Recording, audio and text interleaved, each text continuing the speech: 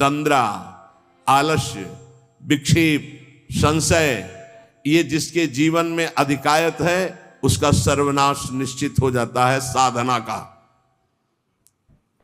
नींद पर काबू पाओ, निद्रा के अधीन मत हो, ये बहुत बड़ी शत्रु है, ये भजन का नाश करने वाली है। इसको मत ये सोचो कि अभी तो नई अवस्था है, नहीं, इसी अवस्था में इसको काबू पालो, नहीं तो कुछ नहीं होता। जहां देखो, हम देखा है भयो वृद्ध जनों को जिनको कहा जाता है कि अब भजन की अवस्था है, वहां देखा है बैठे बैठे बात करते करते जब देखो तब ऐसे मुंह बगाड़ दिए, लाल टपक रही, जब देखो, देखा हमने। क्योंकि हृदय मलिन है तो तमोगुण का ही राज्य रहेगा, सतोगुण थोड़ी आ जाएगा। यौवन अवस्था में निद्रा को शासन में ले ले, ए विजयी या अभ्यास विजयी कर देता है। निद्रा, तंद्रा, ना नींद है ना जागृत अवस्था है, बेशुद्ध अवस्था सी रहती है। आलस्य, किसी भी सत्कार्य के लिए अंदर उत्साह न रहना। विक्षेप, बार बार भोगों का आकर्षण होना। संशय, ये बातें बिल्कुल साधक के जीवन में नहीं होनी। पक्की बात समझ लो, भगवान को प्राप्त करना कठिन नहीं है, संसार का राग त्यागना कठिन है। और वो सत्संग शुरू है, भगवान ने सत्संग दे दिया है, ये रोज काट रहा है तुम्हारे संसार राग को, पक्का मानना। निद्रा, तंद्रा, आलस्य, विक्षेप, संशय, ये जीवन में साधक के नहीं होने चाहिए। श्रद्धा, भक्ति, नम्रता, उत्साह, धैर्य, थोड़ा भोजन और पवित्र आचरण, पवित्र वस्त्र, पवित्र आसन। कल एक उपासक प्रश्न कर रहे थे कि आसनों का भगवत प्राप्ति में कितना योग है। बहुत ज्यादा योग है, पर सिद्धासन और पद्मासन में बैठने की वो भूल न करे जिसका ब्रह्मचर्य ठीक नहीं है। भूल न करे, नहीं शरीर पीड़ा और रोग से ग्रसित हो जाएगा। ये वायु को संशोधित करके, चर्बी को भस्म करके, शरीर को शांत करके और मन को एकाग्र करके, प्राणों को सूक्ष्म करके भगवत प्राप्ति कराने में बहुत ही सहयोगी आसन है पद्मासन और सिद्धासन। लेकिन उसके पहले ब्रह्मचर्य का नियम नहीं, तो इन आसनों पे बैठने की भूल न करे। गृहस्थ सुखासन पर बैठे, पलथी मार करके ऐसे आराम से सुखासन पर अभ्यास करे। 30 मिनट, 40 मिनट, 48 मिनट शांत भाव से मंत्राकार वृत्ति करने का, ये सब सही है। लेकिन 1.5 घंटे, 2 घंटे, 2.5 घंटे, 3 घंटे सिद्धासन और पद्मासन में, गृहस्थ धर्म में जो ब्रह्मचर्य का ठीक पालन नहीं करते उन्हें, और विरक्त धर्म में ही इस आसनों का विशेष प्रभाव पड़ता है। तो अगर गृहस्थी में ब्रह्मचर्य का पालन कर रहा है तो बैठ सकता है। योग कोई ऐसी चीज नहीं है कि जो चाहे जैसे चाहे ऐसे मनमानी आचरण नहीं, गुरु के समीप, नहीं तो शरीर रोग से ग्रसित होने की संभावना रहती। प्राणवायु बिगड़ जाए तो कई प्रकार के रोग उत्पन्न हो जाते हैं।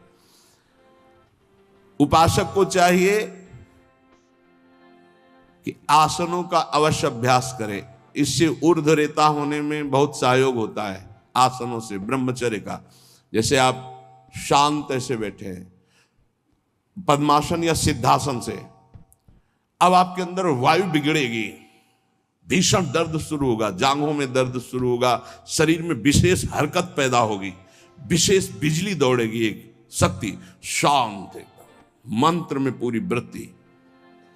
अब वो बिजली जो पावर पैदा हो रही, वो आपकी सुषुम्ना नाड़ी को, जो सीधी 90 अंश के कोण में साधन में बैठा जाता है, सीधे मेरुदंड, सीधे ऐसे, यहां से नापा जाए तो सीधे ऐसे 90 अंश का, वो ऐसे नहीं होना चाहिए। जितने मिनट, 1.25 घंटा, 1.5 घंटा, 2 घंटा सीधे ऐसे।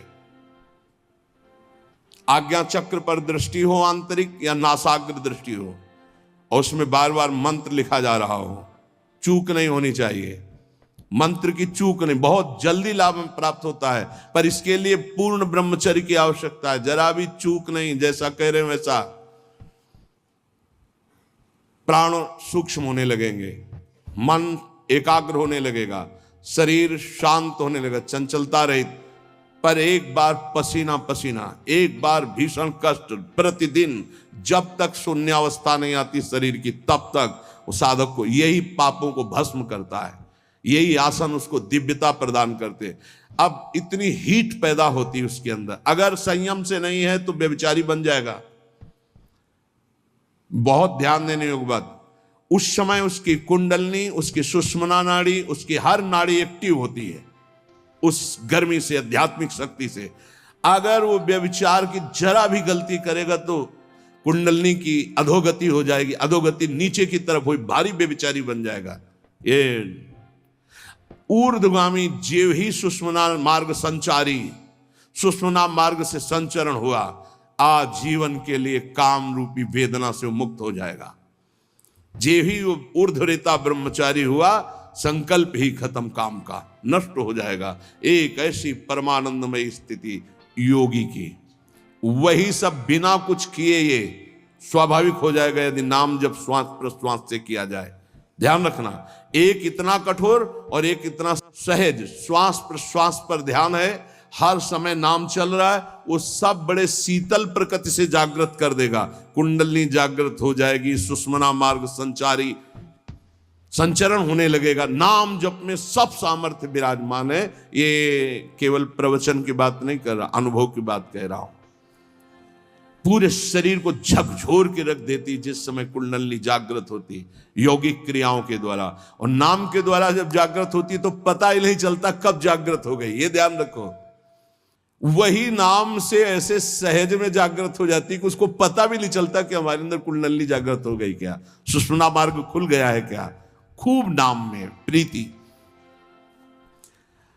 सदाचार पूर्वक आसनों का सेवन, ये तो सदगृहस्थ भी कह सकते। 45 मिनट आप सुखासन पर बैठने का अभ्यास करें, अगर थोड़ा भी परमार्थ पे, कम से कम 24 घंटे में 2 बार आसन में बैठने का तो अभ्यास। सुखासन ऐसे पलथी मारकर ऐसे आराम से, या अर्ध पद्मासन, एक टांग के ऊपर, बाई टांग के ऊपर दाई टांग ऐसे चढ़ा करके आराम से, ये आराम आसन है।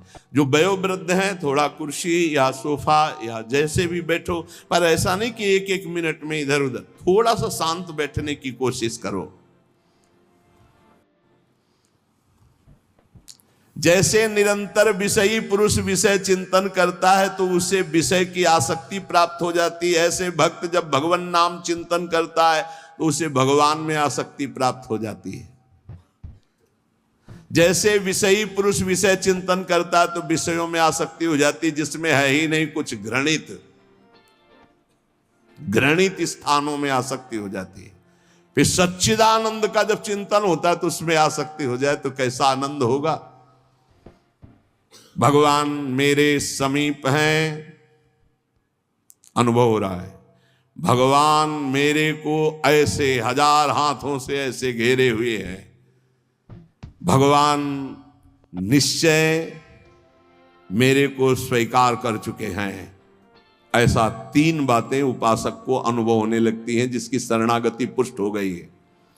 भगवान मेरे समीप हैं, देखो महापुरुषों के वचन है, भगवान सहस्त्रों हाथों से मुझे घेरे हुए हैं, भगवान मुझे स्वीकार कर चुके हैं। ये 3 बातें शरणागत के अंदर आ जाती हैं। देखो आपको अनुभव होता है भगवान मेरे समीप है। अगर नहीं हो रहा तो अभी आपका कोई है, इसीलिए नहीं हो रहा। ये पूज्य श्री राधा बाबा कहते हैं हमारे श्री कृष्ण में एक स्वभाव ऐसा है, वो दूसरिया पसंद नहीं करते। वो जिसको स्वीकार करते हैं उससे अनन्यता की चाह रखते हैं। मौन, अन्य चेष्टाहीन, शरीर मन वाणी केवल आराध्य देव में, तो अनुभव होने लगेगा कैसे प्रभु हमारे समीप रहते हैं। ये कितने बड़े महापुरुषों की खुली हुई बात है। भगवान मेरे समीप हैं, भगवान मुझे शास्त्रों भुजाओं से ढके हुए हैं, मेरी रक्षा कर रहे हैं, भगवान मुझे स्वीकार कर चुके हैं। ऐसा शरणागत को अनुभव होता है। आपको यदि अनुभव नहीं हो रहा तो मौन, सारी चेष्टाएं भगवान के लिए, शरीर मन और वाणी प्रभु के चरणों में समर्पित, तो आपको अनुभव होगा प्रभु मेरे समीप है, अनुभव होता है हर उपासक को। जीवित कैसे रहे, जो भोगों से जीवित है उनकी बात अलग, जो प्रभु से जीवित है उनकी बात। कोई सोच सकता है ये तो विरक्त कर सकता है, गृहस्थ कैसे कर सकता है? तो बोले गृहस्थ संबंधी जितने कार्य वो सब प्रभु को अर्पित करो, नियम से भजन का समय रखो। इतने समय ठाकुर सेवा, इतने समय पाठ, इतने समय भजन, इतने समय ड्यूटी, इतने समय अपने कार्य, समय से सब कार्य, सांसारिक कार्यों को भी समय से करो और भगवद अर्पित करो। जब तक दूसरों से क्रोध करते हो, द्वेष करते हो, कपट रखते हो, स्वार्थ भरा व्यवहार करते हो, अभिमान भरी वाणी बोलते हो और लोक में दूसरों की निंदा करते हो, तब तक हृदय में विद्यमान भगवान होने पर भी तुम ये अनुभव नहीं कर सकते कि वो मेरे समीप हैं।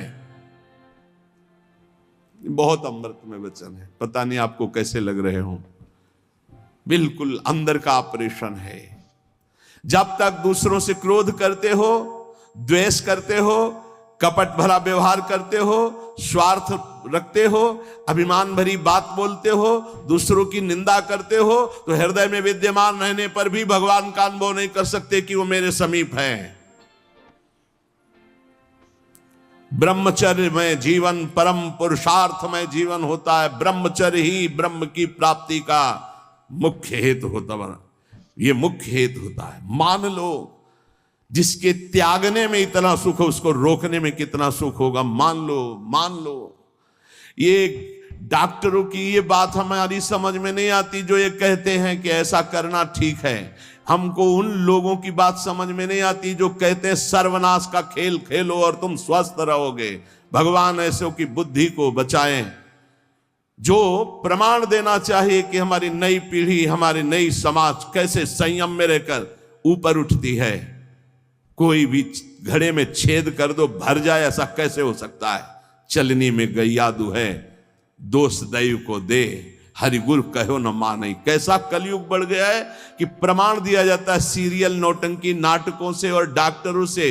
कैसी बुद्धि भ्रष्ट हो गई है उपदेश देने वालों की। धर्म शास्त्रों की अवहेलना करके ऐसे उपदेश देने वालों को नरकी गति प्राप्त होगी, कोई भी हो। क्यों? क्योंकि वो जब ऐसा उपदेश कर रहा है तो स्वयं उसकी ऐसी धारणा है। और व्यभिचारी की गति कभी शुभ नहीं हो सकती। व्यसनी धन शुभ गति व्यभिचारी कभी नहीं हो सकती। शास्त्र मर्यादा का नाश करने वाले ऐसे लोग प्रमाण देते हैं नाटकों, नौटंकी और फिल्मों का कि ऐसा करना उस फिल्म में कहा गया, ऐसा करना उस डॉक्टर क्या है? शरीर संबंधी अंगों का ज्ञान रखने वाला है, ना कि वो परमार्थ विजयी योद्धा है। वो काम, क्रोध, लोभ, मोह, मद इनका ऑपरेशन करना जानता है क्या? इतना चाहे जितना तुम डिग्री ले लो, इस शरीर का तुम ज्ञान रख सकते हो, लेकिन मन का और बुद्धि का और परमात्मा तत्व का ज्ञान प्राप्त करने वाले महापुरुषों की, ब्रह्म ऋषियों की वाणियों का खंडन करने का अधिकार नहीं है। उन्हीं की बात से हमारा परमार्थ शुद्ध होता है। शरीर में जितनी पावर शक्तियां हैं वो सबका अंतिम रूप वीर्य है। सबका अंतिम रूप, सप्तम धातु का अंतिम रूप बनता है जाकर वीर्य। और उस पावर का नाश करने वाला कभी स्वस्थ रह सकता है? कैसी बुद्धि है, कैसा उपदेश है। यहां कह रहे हैं कि परमार्थ की शुरुआत ही ब्रह्मचर्य से होती है। इसलिए चाहे गृहस्थ हो चाहे विरक्त, गृहस्थ तो संयम से संतानोत्पत्ति के लिए भगवत प्रणाम करके, भगवत आराधना करके, दिशाओं को नमस्कार करके, तिथि और समय की योग्यता देख करके संतानोत्पत्ति के लिए भगवत पूजा भाव रखकर वो संयोग किया जाता है, सहवास किया जाता है। और भगवान की प्राप्ति के मार्ग में चलने के लिए इसका संचय किया जाता है। ब्रह्मचर्य परम जीवन, परम पुरुषार्थ ब्रह्ममय है। परम पुरुषार्थ ब्रह्ममय है। 10,000 वर्ष तक ब्रह्मचर्य रह करके कश्यप जी ने जब संतानोत्पत्ति का संकल्प किया तो विनता जी से भगवान गरुण जी का प्रादुर्भाव हुआ। भगवान अरुण जी का, जो सूर्य के सारथी और जो हरि के वाहन गरुण जी, अरुण जी। फिर 1000 वर्ष तक रहकर तो भगवान वासुकी, भगवान शेष, अनंत फणधारी, इनका जब जब वो सहवास करते तो हजारों वर्ष ब्रह्मचर्य रह के तो बलिष्ठ देवता, बलिष्ठ दैत्य सब उन्हीं से प्रकाशित हुए, कश्यप जी से। ब्रह्मचर्य पूर्वक जीवन कई वर्ष व्यतीत करके नाम जप करते हुए फिर संतान, तो चाहे बालिका हो चाहे बालक, वो जगत मंगल करने वाला हो गए, पशुओं जैसे आचरण से नहीं। ब्रह्मचर्य जिसका ठीक है वही, चाहे गृहस्थ हो चाहे विरक्त, वही परमार्थ पर विजयी हुआ है आज तक। सद्भाषण, सद्विचार, सद्भावना, न्याय निष्ठा, आडंबर पाखंड का त्याग, वही जाकर के धर्मात्मा महात्मा बनता है। इसलिए भक्त को चाहिए कि ब्रह्मचर्य पर विशेष ध्यान दे और रात्रि के सोने के समय ज्यादा सावधान रहे। उस समय वेदना काम की जरूर जागृत होती है, उस समय जरूर ध्यानस्थ रहे, कीर्तन परायण रहे, नाम जप करते हुए शयन करे और शेष भाग रात्रि का भजन में व्यतीत करे। मध्य भाग शयन के लिए, शेष भाग प्रारंभ भजन और उठने के समय भजन। अब आप लोगों की तो दिनचर्या ऐसा है कि अर्धरात्रि से शुरू हो जाती, शेष भाग आने ही नहीं पा। ये जो ब्रह्म मुहूर्त समय कहा जा रहा है, इस समय तो सत्संग हो रहा है आपका। कितना सौभाग्य है कि आप उठना चाहो या ना उठना चाहो, आपकी दिनचर्या ऐसी कि आपको अगर 2:30-3 बजे नहीं उठोगे तो आप अपनी दिनचर्या नहीं कर पाओगे। कितना सौभाग्य कि श्री जी ने ऐसे हमको विवश करके साधन में लगा दिया है। विवश, ना चाहे तो भी उपस्थित होना पड़ेगा। जो जबान का खूब लोभी है, भोजन का स्वाद लेने वाला, वो तमोगुणी स्वभाव का हो जाता है। वो कभी जनेंद्रिय पर विजय प्राप्त नहीं कर सकता, कभी ब्रह्मचारी नहीं हो सकता। लेकिन ये बात जितेंद्रीय महापुरुषों में परीक्षा नहीं की जा सकती। संध्या के समय भोजन करने से भजन में अरुचि पैदा हो जाती, इसलिए संध्या के समय कभी भोजन न करे। भोजन के समय नाम जप जरूर करे, क्योंकि एक एक कवल में जितना बार नाम जप करोगे शरीर में रस जाएगा, वो रस आपको भजन में बढ़ाएगा। टीवी चला के भोजन न पावे, क्योंकि टीवी का दृश्य देख के चिंतन करते हुए भोजन पाओगे तो टीवी में चल रहा है वही तुम्हारे चिंतन में चलेगा, तुम्हें परमार्थ से रहित कर देगा।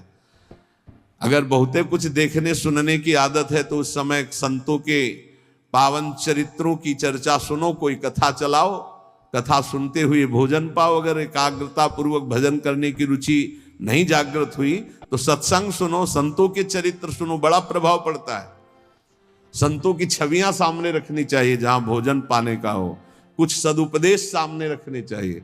अपने यहाँ तो बड़ा मंगलमय है, राधा राधा ऐसा नाम चलता रहता है। एक दिन सबके बीच में पाया, बड़ा सुख मिला कि नाम चलता रहता है, आप लोगों के कान में नाम गूंज रहा है। भोजन के पहले हाथ और पैर अच्छे से धो लेना चाहिए। लांग बूट पहन करके भोजन पाते हैं तो पैर क्या धोएंगे। होटल में गए ऐसे जूता पहने ऐसे, अरे पवित्रता जितना रखोगे उतनी बुद्धि शुद्ध होगी। अब को तुम खड़े हो बॉर्डर पे, वो बात अलग है सैनिक रूप में, लेकिन सब सैनिक है थोड़ी है। भोजन पहले कैसे पाते थे हम आपको कैसे बताएं, आप हंसोगे गांव की बात सुन करके। जब भोजन पाने जाते थे तो ऊपर के वस्त्र उतार दिए जाते थे। जो पुराने जन है गांव के वो भले जानते हो, आज के आधुनिक क्या जानेंगे। नीचे धोती कांच, पैर हाथ धो के कुल्ला करके, पाटा लकड़ी का उसको धो करके, नीचे ऐसे चौका लगा हुआ है, फिर आते थे। स्टील के पात्र प्रयोग नहीं हो सकते रसोई में या कहीं भी नहीं, कांसे के फूल के ऐसे पात्र होते। जब प्रसाद ऐसे भोग सामने आता तो फिर थोड़ा सा अंगार रख करके 5 कवल वहां स्वाहा स्वाहा, और फिर उसको तब जाकर, ये किसान की बात कह रहे हैं, घर गृहस्थी की बात कर, कोई साधु महात्मा की बात नहीं करे, घर गृहस्थी की। उस समय कोई बोल नहीं सकता, कोई छू नहीं सकता। ऐसे पवित्र, तब विचार पवित्र होते, तब उनके चिंतन में सत्य धर्म ऐसे आ जाना है। पशुता का कौन बना रहा है, कैसा बना रहा है, कोई मतलब नहीं, खाए जा रहे हैं, बस चर्बी बढ़ी जा रही है, पेट जो है झुकने लायक नहीं रह गया है। 4 सीढ़ी चढ़े तो ऐसे नए नए बच्चे होश में। ये ज्यादा मोटापा जो चर्बी का है, ये बाहरी होटलों वाले भोजन में सब नहीं। हर साधक को 2-4 किलोमीटर दौड़ लगानी चाहिए। 40 मिनट व्यायाम करना चाहिए। व्यायाम जरूरी, शरीर को थकाना ब्रह्मचर्य के लिए आवश्यक है। अब ना मानो तो भगवान जाने, आप क्या करें, कह ही सकते हैं। रसास्वादन के लोभ से जो भोजन किया जाता है वह ब्रह्मचर्य में बड़ा हानिकारक होता है। इंद्रियां वश में नहीं होती, तमोगुण बढ़ जाता है। संध्या के समय भोजन नहीं करना चाहिए, भोजन के समय भाषण नहीं करना चाहिए। हाथ पैर धो करके पवित्र भाव से उत्तर या पूर्व की तरफ मुख करके नाम जप करते हुए भोजन प्रसाद पाना चाहिए। उत्तर या पूर्व की तरफ मुख करके जो भोजन पाते समय आप चिंतन करोगे उसका 24 घंटे प्रभाव रहेगा, इसलिए नाम जप जरूर करें। कुचिंता, कुप्रवृत्ति, कुसंग ये भोजन से बढ़ जाते हैं। भोजन के समय किसी द्वेषी पुरुष का चिंतन करके जलते हुए पा रहे हो, पूरा 24 घंटे विक्षेप पैदा करेगा। इसीलिए कहा भक्तों के चरित्र जरूर, या कोई सत्संग या भगवान नाम कीर्तन या ऐसे कोई भगवत भक्तों की अंदर से चिंतन वृत्ति रखते हुए भोजन के समय बहुत सावधान। भोजन 24 घंटे के लिए रक्त बनाने वाला पदार्थ जा रहा है, उस समय बहुत बढ़िया चिंतन करते हुए पाना चाहिए। जो एक दूसरे से हंसी मजाक करते हैं, जो सीरियल तमाशा नौटंकी के ऐसे देखते हैं, जो छल भरी बात करते हैं, जो दूसरों के साथ गंदे व्यवहार करते हैं, ऐसे लोगों से भक्ति करने वालों को बचना चाहिए। दूसरों की चर्चा करना भक्ति मार्ग में बहुत ही हानिकारक है, पर चर्चा किसी की नहीं होनी चाहिए, नहीं तो निंदा जरूर हो जाती है। जो हर समय नाम जप करते हैं उनके शरीर में परमाणु नामाकार पैदा होने लगते हैं शरीर से।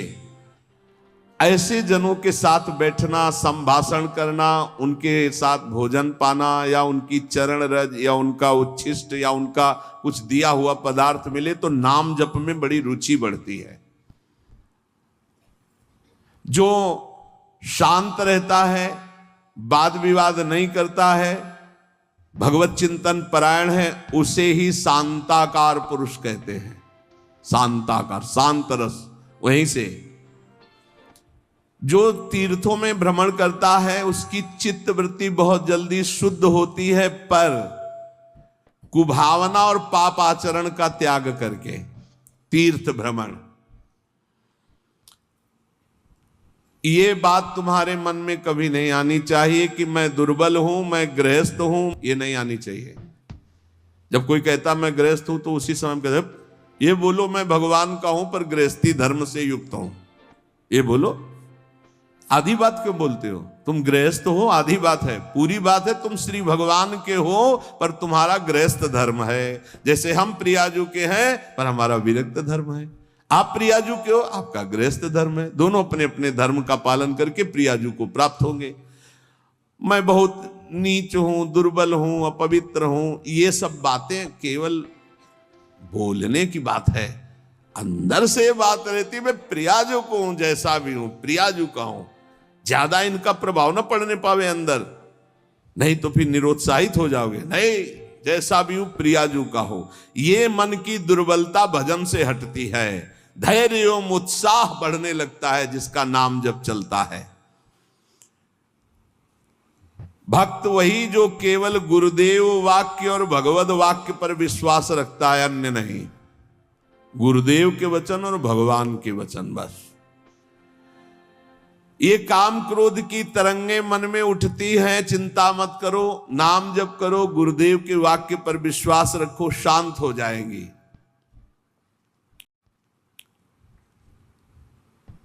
देखो तुम्हें मैं बड़े अनुभव की बात बताता हूं। मैंने अपने प्रभु के नाम से जो प्राप्त किया वो हमको और किसी साधन से नहीं मिला। मैं इस समय मस्त हो रहा हूं। महात्मा श्री हरनाथ ठाकुर जी नाम के एक बहुत बड़े संत हुए। मैं तुम्हें अपने जीवन के अनुभव की बात बताता हूं। मैं इस समय बहुत मस्त हो रहा हूं नाम जप के द्वारा। कभी भी मैंने शुचि और अशुचि का विचार नहीं आने दिया। शुचि माने होता है पवित्रता, अशुचि माने होता अपवित्रता, कि अपवित्र हूं कि पवित्र हूं इसका विचार नहीं आने दिया। हर समय नाम जब चलता रहा है। तुम्हें सच्ची बतावें, यहां ना कुछ पवित्र है ना अपवित्र है। देखो कैसा मन का नाटक है।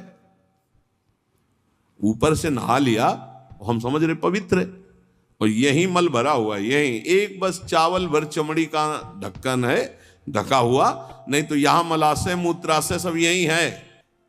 भला क्या पवित्र हो गया? ऊपर से पानी डाल, रेशम के थैले में बिष्ठा भर लियो और ऊपर से उसको नहा दो तो पवित्र हो जाएगा क्या? अगर तुम्हें पता है कि इसमें बिष्ठा भरा है, छुओगे उसे और इसमें भरा है।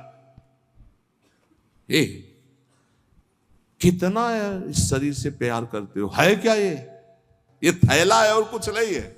यहां भगवान बैठे, यहां भगवान बैठे, और यही पूरा नीचे सब नरक कुंड भरा हुआ है। भगवान से हमारा कोई संबंध है जिनकी हम खोज कर रहे हैं, कभी स्त्री में, कभी पुत्र में, कभी परिवार में, कभी मित्र में, हम उन्हीं की खोज कर उसी प्यारे से प्यार करना चाहते हैं, पर समझ नहीं पाते इन शरीरों की आड़ में वो बैठा है। शरीरों से प्यार कर बैठते हैं और वो जो बैठा है उससे कोई मतलब नहीं रह जाता, इसलिए हर बार खाली हाथ हो जाते हैं। इस बार गुरु कृपा से पता चला कि शरीरों से नहीं, शरीरों के अंदर बैठे हुए परमात्मा से प्यार करना है। देखो बहुत बड़े महापुरुष के अनुभव हैं। सर्वदा मैंने अपने इष्ट का नाम जप किया है, उससे मैं मस्त हो गया। भला कौन अपने अनुभव ऐसे बताता है? संत ही कृपा करके बताते हैं। कभी भी मैंने सूची असूची का विचार नहीं किया, क्योंकि ये कभी पवित्र हो ही नहीं सकता। और दूसरी बात, मैं कभी अपवित्र हो ही नहीं सकता। दूसरी बात स्वरूप में है, और पहली बात शरीर में है। ये कभी पवित्र हो ही नहीं सकता, और मैं कभी अपवित्र हो नहीं सकता।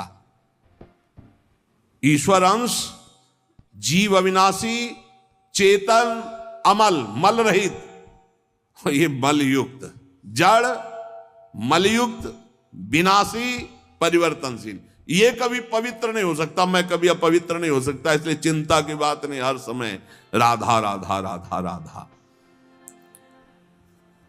मैंने इस नाम से वो सुचितम स्थिति प्राप्त कर ली है।